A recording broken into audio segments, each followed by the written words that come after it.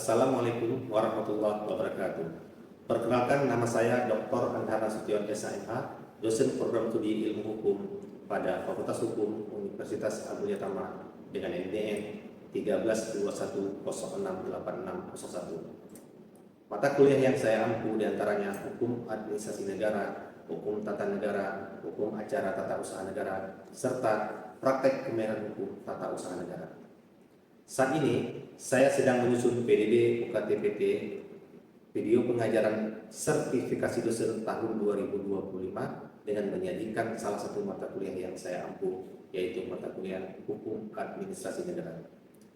Mata kuliah tersebut memiliki bobot 3 SKS dengan kode MKK 502. Penjelasannya disampaikan meliputi delivery, interaction, assessment, atau DIA. Dengan deskripsi mata kuliahnya yang membahas mengenai sejarah hukum administrasi negara, hubungan hukum administrasi negara dengan bidang hukum lainnya, sifat hukum administrasi negara dalam berbagai tipe negara, karakteristik hukum administrasi negara, peristilahan, sumber, hakikat, fungsi, dan wewenang pemerintahan, tindakan pemerintahan, instrumen pemerintahan, asas-asas umum pemerintahan yang baik, kedudukan hukum pejabat publik, pengawasan, deviasi perbuatan pemerintahan, penegakan hukum administrasi, serta sanksi administrasi. Capaian pembelajaran lulusan mata kuliah hukum administrasi ini meliputi sikap, pengetahuan, keterampilan umum, dan keterampilan khusus sehingga mahasiswa mampu mengidentifikasi masalah hukum berdasarkan kaidah-kaidah ilmiah, mampu mengkualifikasi masalah hukum sesuai dengan ketentuan hukum yang ada, mampu menerapkan asas, kaidah, dan norma hukum untuk menyelesaikan masalah hukum, serta mampu mengambil keputusan secara tepat dalam konteks penyelesaian masalah di bidang keahliannya berdasarkan hasil analisis informasi dan data. Capaian pembelajaran mata kuliah Hukum Administrasi Negara yaitu mampu menganalisis permasalahan hukum administrasi di Indonesia berdasarkan peraturan perundang-undangan dan teori-teori kenegaraan. Model pembelajaran secara case method dengan metode ceramah, tanya jawab, dan diskusi interaktif pada akhir perkuliahan. Media pembelajaran yang digunakan yaitu berupa laptop, whiteboard, infocus, dan PowerPoint. Penilaian terbagi secara 4 bagian yaitu kuis dengan bobot 10%, tugas 15%, UTS 35%, dan UAS 40%. Buku referensi pokok dari karangan-karangan para guru besar di bidang hukum administrasi negara, jurnal-jurnal, serta untuk saat ini sebagai pegangan pokok dapat menggunakan buku hukum administrasi negara yang disusun oleh para guru besar hukum administrasi negara dari Asosiasi Pengajar Hukum Tata Negara dan Hukum Administrasi Negara atau APHTNH. Demikian yang dapat saya uraikan pada kesempatan ini. Untuk selanjutnya saya akan menampilkan video pengajaran saya dengan mata kuliah Hukum Administrasi Negara. Terima kasih. Assalamualaikum warahmatullahi wabarakatuh.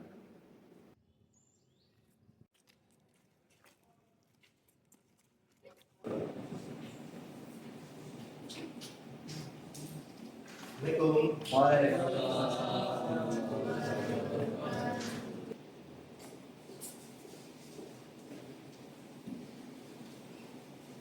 Oke, selamat siang, apa kabar semuanya? Baik. Alhamdulillah. Hadir semua hari ini? Hadir Pak. Hadir ya. Hadir ya. Ini yang minggu lalu yang nggak hadir ada? Datang hari ini? Ya, bisa datang ya, karena kan hadir semua kan. Itu lanjutnya. Oke. Nah, hari ini untuk pertemuan hari ini dalam mata kuliah Hukum Administrasi Negara. Oke, saya buka slide-nya. Kita akan mempelajari mengenai hukum administrasi dan sejarah pengembangannya serta kedudukan hukum administrasi dalam lapangan ilmu hukum dan hubungannya dengan ilmu lain. Jadi di sini capaian pembelajaran mata kuliahnya dan kajian untuk menyelesaikan hari ini. Tetapi sebelum kita mulai, saya ingin tolong salah satu dari kita semua untuk memimpin doa biar kegiatan belajar mengajar kita hari ini berkait semua. Oke, siapa yang mau oke? Silakan. Oke, baik, silakan. Baik, sebelum pembelajaran kita dimulai, alangkah baiknya untuk kita berdoa dulu. Berdoa dimulai.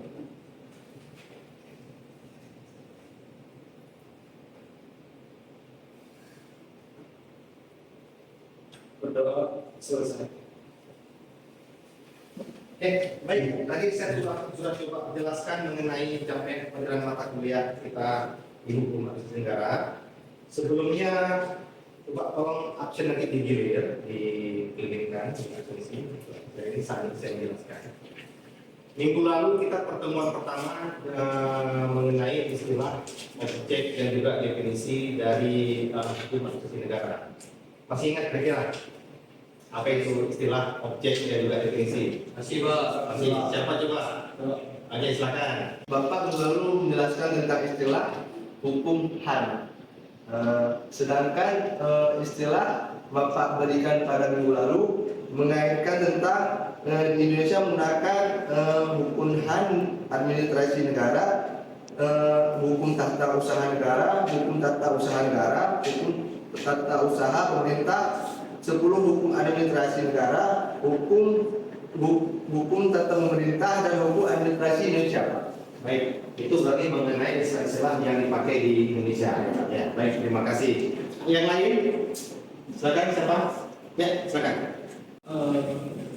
Menurut yang Bapak jelaskan kemarin, yang saya tangkap itu definisi pengertian hukum administrasi negara sendiri ada beberapa. Cuman yang saya ingat di minggu lalu itu ada dari DHA Lotmen yang menyatakan bahwa hukum administrasi negara atau hukum pemerintahan adalah hukum yang menguji hubungan hukum istimewa yang diadakan akan meningkatkan para pejabat, administrations atau administrasi melakukan tugas mereka yang khusus.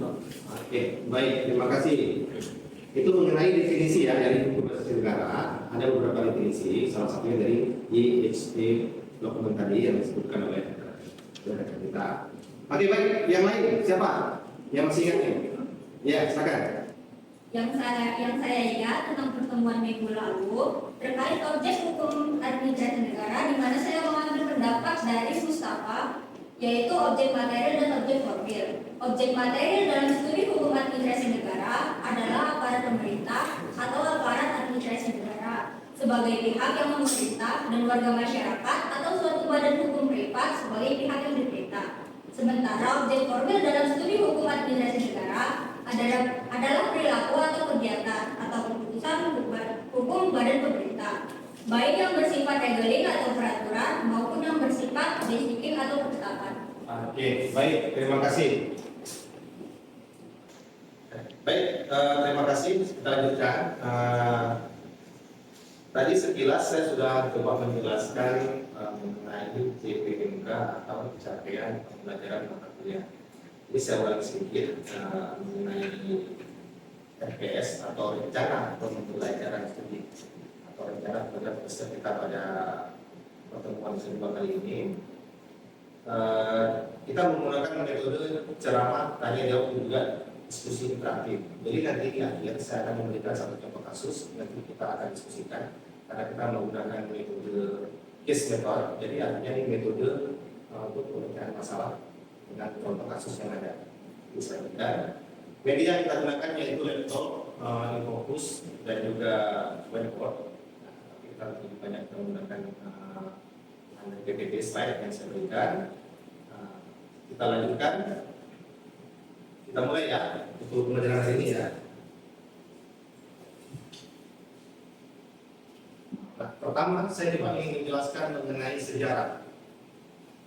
Sejarah berdirinya negara di dunia pada awalnya dikenal bentuk pemerintahan monarki absolut atau kerajaan mutlak. Itu pada masa abad ke-5 sampai dengan abad ke-16.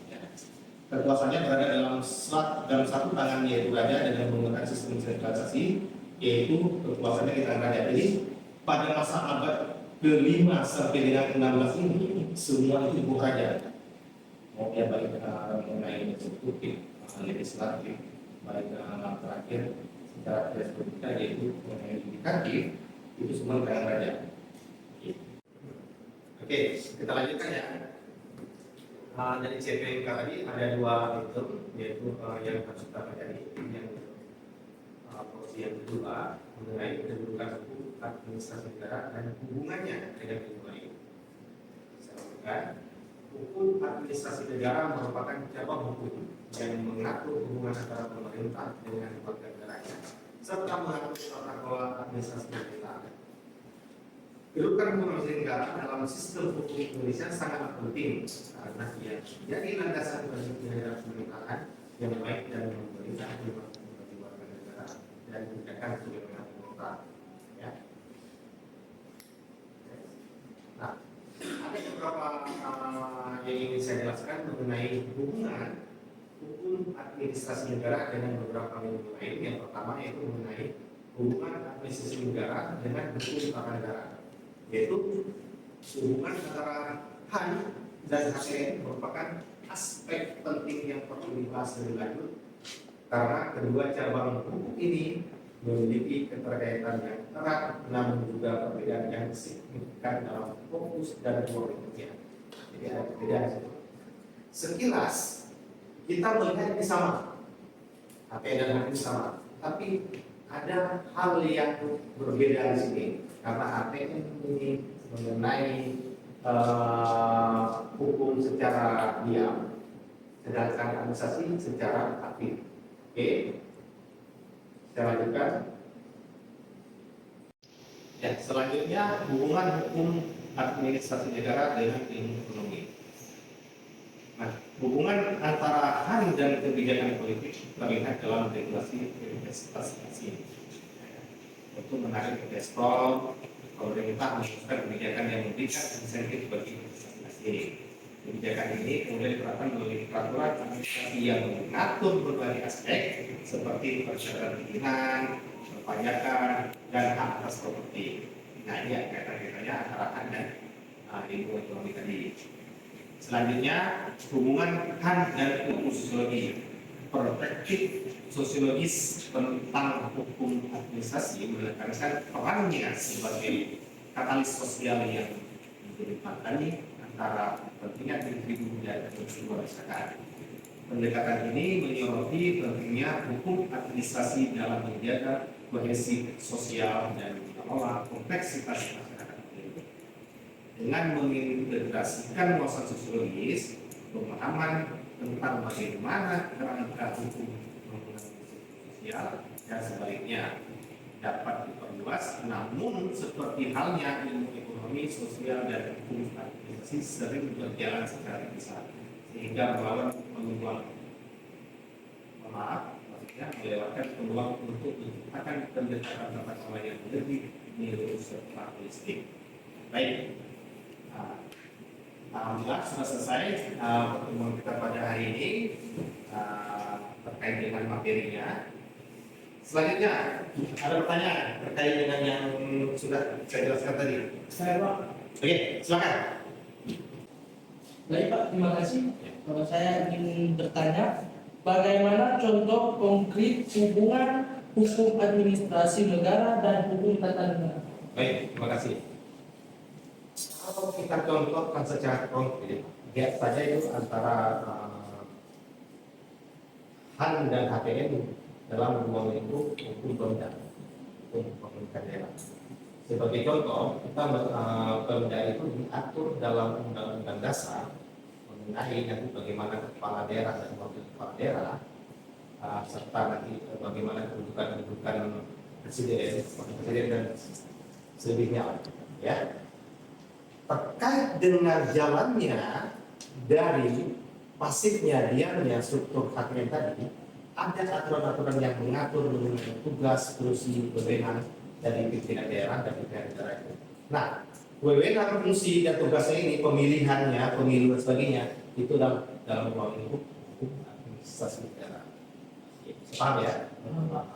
Paham. Ya. Untuk terakhir pertemuan hari ini, seperti di awal yang pernah saya jelaskan, bahwa kita ada diskusi terakhir Saya berikan satu contoh kasus mengenai perusahaan. Jadi soalnya begini, sebuah perusahaan mengajukan izin usaha, tetapi izin tersebut ditolak oleh pemerintah daerah dengan alasan yang tidak jelas atau bertentangan dengan peraturan yang berlaku.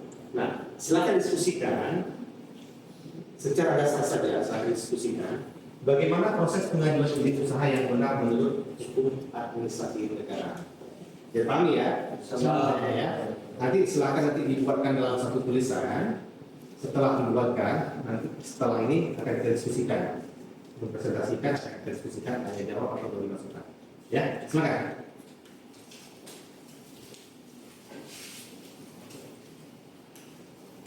Oke, sudah selesai semua? Sudah, Pak. Oke, selesai. Kalau udah sekarang kita aktifkan diskusi kita, tanya jawab ataupun masukan, sanggahan dan sebagainya, tapi yang bersifat membangun ya, jangan bersifat berdebat. Nah, siapa yang mau sukarelawan nih untuk maju ke depan? Saya Pak. Ya, silakan.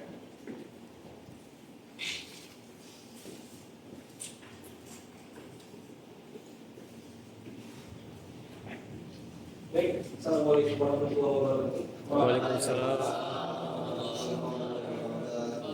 Sedikit saya akan mempresentasikan terkait materi hari ini, yaitu hukum administrasi negara. Berikut adalah proses pengajuan izin yang benar menurut perspektif hukum administrasi negara. Disusun dalam bentuk narasi humanisasi, orisinal, dan terstruktur. Baik, yang pertama ada dasar hukum pemberian izin usaha. Pemberian izin usaha berlandaskan prinsip legalitas sebagaimana diatur dalam pasal 1 angka 3 Undang-Undang Nomor 30 Tahun 2014 tentang Administrasi Pemerintahan (UU-AP). Dan yang kedua, ada karakteristik izin usaha. Karakteristik izin usaha menurut hukum administrasi negara. Dalam hal izin usaha memiliki karakteristik sebagai berikut. Salah satunya yaitu bersifat individual dan konkret karena ditujukan kepada pemohon tertentu. Dan yang ketiga ada tahapan proses pengajuan izin usaha. Baik, di sini ada beberapa tahapan. Yang pertama adalah pengajuan permohonan, pemeriksaan kelengkapan administratif, penilaian substantif, keputusan administratif, dan pemberian izin dan pengawasan. Yang keempat ada azas-azas hukum administrasi dalam proses izin usaha. Seluruh proses di atas harus tunduk pada azas-azas umum pemerintahan yang baik, seperti azas kepastian hukum, azas keterbukaan, azas proporsionalitas, azas akuntabilitas, dan azas pelayanan yang baik. Dan yang terakhir ada upaya hukum atas keputusan izin usaha. Baik, di sini jika pemohon merasa dirugikan karena permohonan izin ditolak atau dicabut tanpa alasan yang sah, maka pemohon dapat mengajukan keberatan administratif kepada pejabat yang lebih tinggi. Saya rasa hanya itu saja yang dapat saya presentasikan pada hari ini. Baik, saya tutup dan mengucapkan wassalamualaikum warahmatullahi wabarakatuh. Baik, terima kasih. Silakan. Nah, terkait dengan paparannya, ada yang mencoba menanggapi? Ya Pak. Silakan.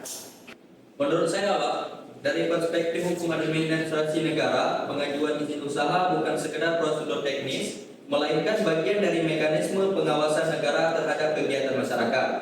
Oleh karena itu, proses ini harus dijalankan dengan memegang prinsip hukum administrasi yang adil, transparan, dan akuntabel. Ketika prosedur dilakukan dengan benar dan sesuai hukum, maka baik negara maupun warga negara sama-sama diuntungkan dalam rangka mendukung iklim usaha yang sehat dan tertib. Sekian Pak, terima kasih. Assalamualaikum warahmatullahi wabarakatuh. Terima kasih. Baik, terima kasih untuk pertemuan hari ini.